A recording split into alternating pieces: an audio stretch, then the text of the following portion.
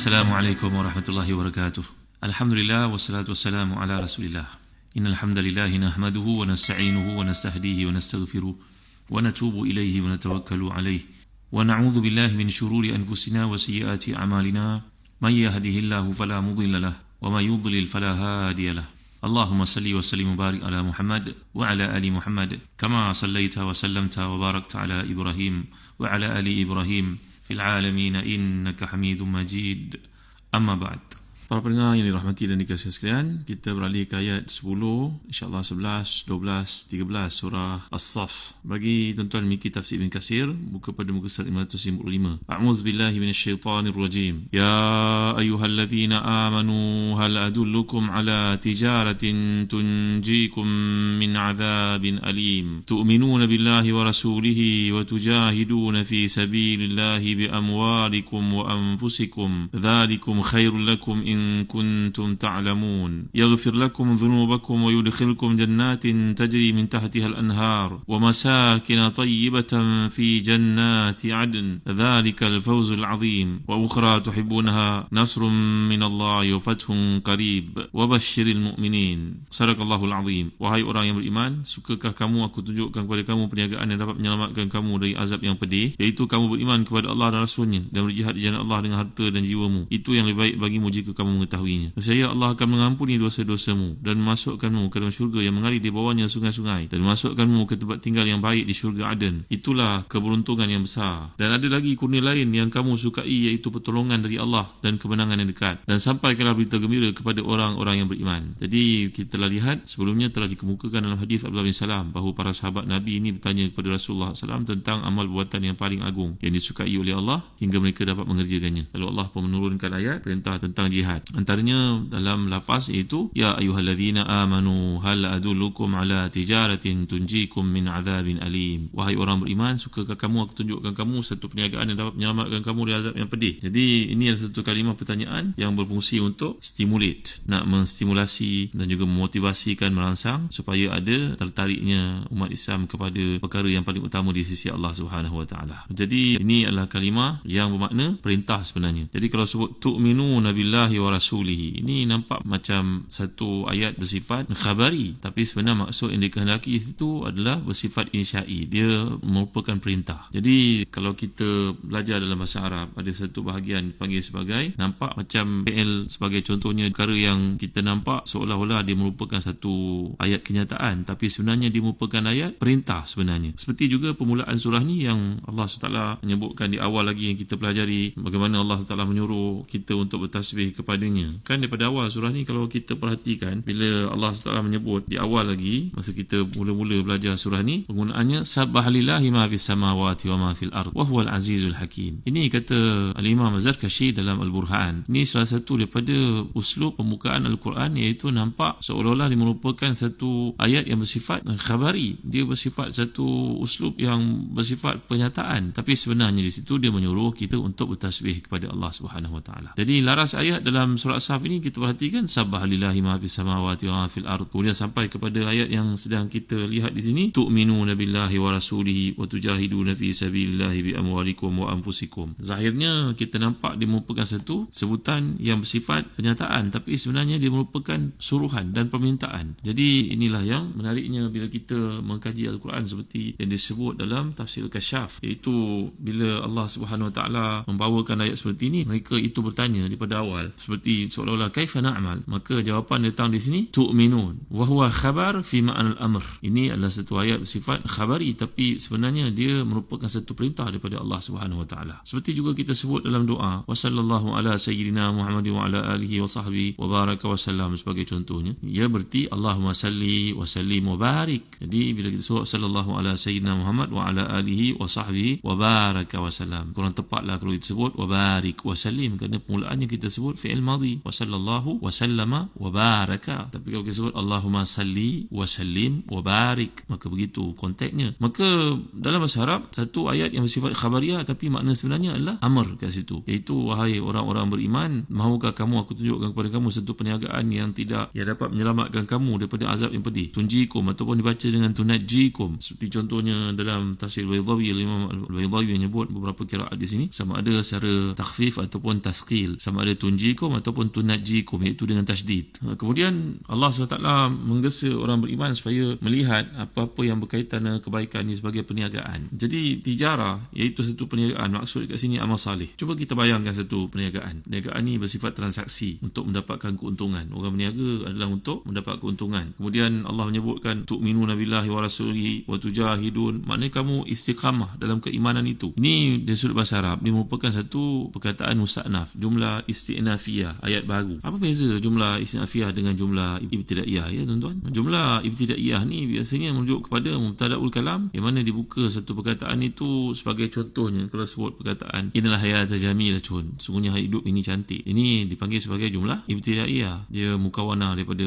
inna dengan ismuha dan juga khabaruha. Tapi kalau kita sebut istinafiyah, ni biasanya jumlah yang datang selepas tamatnya satu ayat sebelumnya, dan dia seolah-olah telah terputus daripada sebelumnya, tapi masih lagi mengandungi maksud yang dikehendaki ataupun ada kaitan lagi dengan ayat sebelumnya. Ini perbezaan antara jumlah ibtidaiyah dengan istinafiyah. Jadi perhatikan dalam ayat ini, iaitu dari sudut i'rabnya, ini kalau sebut tu'minu billahi wa rasulihi wa tujahiduna fi sabilillahi bi amwalikum wa anfusikum, ini istinaf mubayyin li tijarah. Jadi wa huwa al-jam'u bain iman wal jihad al-muaddi ila kamali izzihim. Seperti disebut dalam tafsir al-Kamalain, al-Imam Mula Al-Qari mengatakan bahawa ini merujuk kepada satu istinaf yang menjelaskan kepada maksud tijarah itu sendiri, iaitu ia menghimpunkan di antara keimanan dan jihad di jalan Allah Subhanahu wa taala. Bila Allah bertanya tentang peluang untuk berniaga yang mendatangkan keuntungan itu, maka lantas Allah SWT menceritakan tu'minuna billahi wa rasulihi wa tujahiduna fi sabilillahi bi amwalikum wa anfusikum, iaitu kombinasi di antara iman dan juga jihad. Bagaimana ya daripada awal surah ini, kalau kita lihat permulaannya bermula dengan tasbih, sabbahalillah. Allah mengajar kita untuk bertasbih. Telah disebutkan tadi al-khabar yufidu al-amr. Ini ayat yang bersifat khabari tapi membawa maksud perintah, menyuruh kita untuk bertasbih kepada Allah SWT. Maka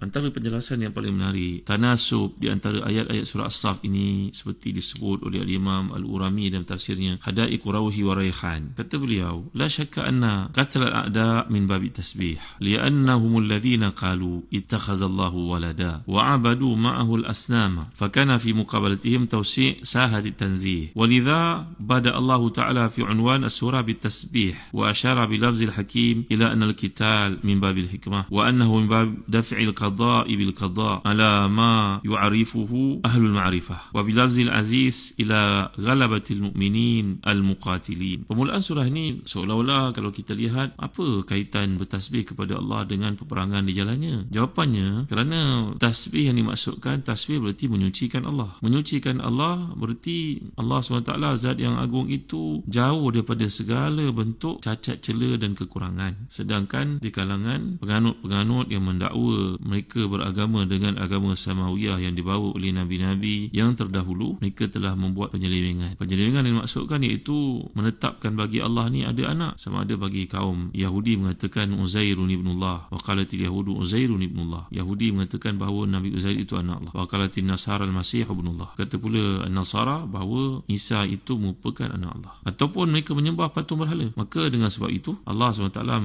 mengajar, membimbing umat ini untuk mengambil tanggungjawab tausi' sahati tanzih, iaitu mengajar mereka supaya memperluaskan maksud penyucian kepada Allah itu, iaitu membetulkan tanggapan-tanggapan salah golongan ini, puak-puak ini yang telah menyeleweng daripada jalan yang benar, supaya betulkan mereka, dan kalau perlu kepada jihad untuk menegakkan kalimat Allah, membetulkan balik semula supaya umat tidak tersesat, manusia yang kemudian dapat betulkan kompas mereka semula. Maka dengan sebab itulah dapat kita lihat kaitan penggunaan suruhan bertasbih dan suruhan berjihad. Ia dua perkara yang tidak boleh dipisahkan. Dan di awal Allah telah menggunakan perkataan Azizul Hakim. Jadi ia merujuk kepada izzah, kepada kemuliaan, dan juga Hakim, bahawa Allah Maha bersifat dengan hikmah, kebijaksanaan, bahawa ketetapannya itu adalah berasaskan, berteraskan kepada hikmah, dan mereka yang mengikuti Allah SWT akan diberikan satu kemuliaan sebagaimana yang disebut perkataan Aziz, iaitu ghalabatil mu'minin al-muqatilin, kemenangan yang akan diberikan kepada kaum mukminin yang berjihad berjihad untuk menegakkan kalimah Allah di atas prinsip membetulkan salah faham yang berlaku, iaitu daripada polisi, tanzih ataupun prinsip pembersihan yang diajar di awal surah ini. Maka demikianlah kaitan di antara suruhan Allah di awal agar bertasbih dan sekarang datang perintah untuk berjihad. Kemudian Allah menjelaskan perniagaan yang menguntungkan, iaitu kombinasi di antara iman dan jihad ini. Walaupun kalimah ini bersifat berita yang telah dinyatakan tadi, bersifat khabar, tapi dimaksudkan al-amr, iaitu aminu sebenarnya di sini. Jadi ayat itu kalau kita fahami secara tersirat, maksud yang dikehendaki di sebalik tu'minuna billahi wa rasulihi wa tujahiduna fi sabilillahi bi amwalikum wa anfusikum dzalikum khairul lakum in kuntum ta'lamun. Artinya kat situ aminu billahi wa rasulihi wa jahidu fi sabilillahi bi amwalikum wa anfusikum. Jadi ini yang dimaksudkan dengan bagaimana usul khabari, tetapi maksud yang dikehendaki adalah amar di situ, iaitu suruhan, perintah. Kemudian dzalikum khairul lakum, apa yang disebutkan berupa keimanan dan jihad jalan Allah itu lebih baik bagi kamu. In kuntum ta'lamun, jika kamu memang termasuk di kalangan orang memiliki ilmu. Kerana orang yang bodoh, orang yang jahil, orang yang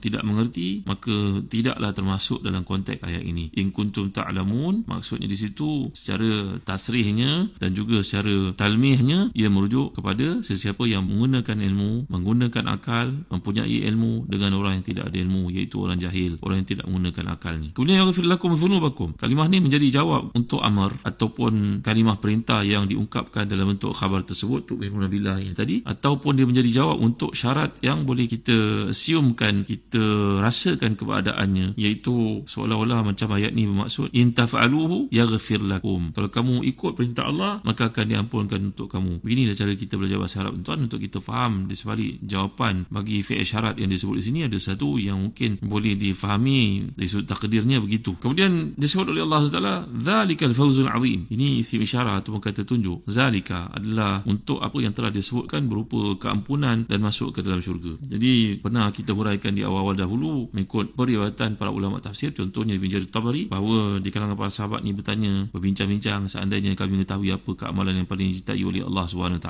Lalu turun ayat yang sedang kita bincangkan ni, ya ayyuhalladzina amanu hal adullukum ala tijaratin tunjikum min azabin alim. Lalu di kalangan mereka, terutamanya puak munafiqun, mereka pun enggan mematuhi atau ikut perintah jihad di jalan Allah SWT. Dalam tafsir Al-Baghawi mengatakan bahawa pertanyaan ini timbul selepas mereka melihat umat Islam menang di dalam perang Badar. Maka mereka yang pulang membawa kemenangan itu telah mendapat gelaran Al-Badri, pangkat yang sangat tinggi selepas pangkat hijrah. Maknanya kalau seorang itu seperti Abu Bakar As-Siddiq Al-Muhajiri Al-Badri, pangkat yang sangat tinggi di sisi Allah SWT. Maka kalangan mereka bertanya-tanyalah, terutamanya puak munafikun yang ada di Madinah, berkata, kalaulah kita ada peluang untuk berjihad, kita ada peluang untuk mengatasi pahala mereka yang pergi ke perang Badar, ada tak peluangnya? Maka selepas itu Allah SWT menetapkan untuk mereka perang Uhud, mempertahankan Madinah. Maka di situlah terujinya iman sebahagian mereka, iaitu kalangan mereka yang pulang, yang lari. Maka demikianlah ayat ini seolah-olah mengingatkan mereka dengan satu ingatan yang tegas, dan bagi kaum munafikun ini merupakan satu tempelak untuk mereka. Jadi dalam ayat ini juga kita dapat lihat bagaimana Allah SWT telah pun menggambarkan pada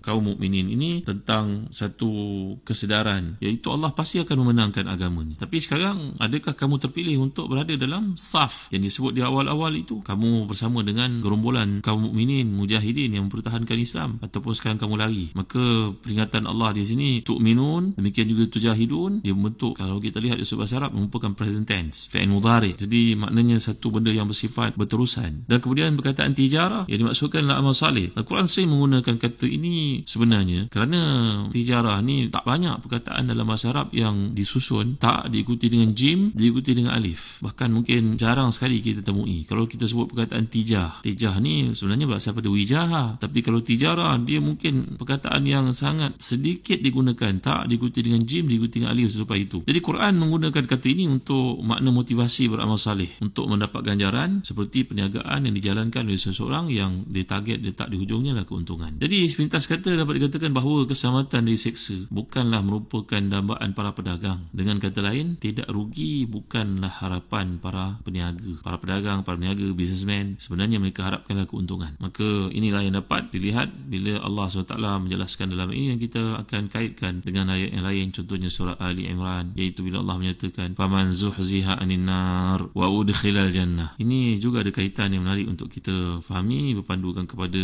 galakan umat Islam beramal saleh, kerana ia satu perniagaan dengan Allah, perniagaan yang tidak akan merugikan mereka, perniagaan yang beri keuntungan berlipat ganda. Maka sama-sama kita memahami dalam konteks kehidupan para sahabat, itu sebab seorang seorang wanita yang salihah di kalangan sahabiah yang telah mengutuskan anak-anaknya. Ramai pula tu yang mati syahid. Siapakah wanita ini? Dan ada seorang wanita lagi digali sebagai isteri kepada para syuhada, iaitu lebih dari 3 orang, sama ada 4 ataupun 5 orang pernah menjadi suaminya, dan semua mereka menjadi syuhada. Begitulah martabat syahid yang direbut oleh kebanyakan mereka yang faham. Dan saya telah jelaskan yang lalu, in kuntum ta'lamun, itu adalah mereka yang menggunakan akal dan berfikir. Hanya orang bijak saja yang dapat mengetahui kelebihan keutamaan berniaga dengan Allah ini. InsyaAllah saya akan huraikan kisah itu sebagai kefahaman terhadap ayat yang kita bincangkan di sini. Wallahu a'lam. Wa sallallahu ala sayyidina Muhammad wa ala alihi wa sahbihi wa baraka wasallam. Walhamdulillahi rabbil alamin. Wa barakallahu fikum. Wassalamu alaikum warahmatullahi wabarakatuh.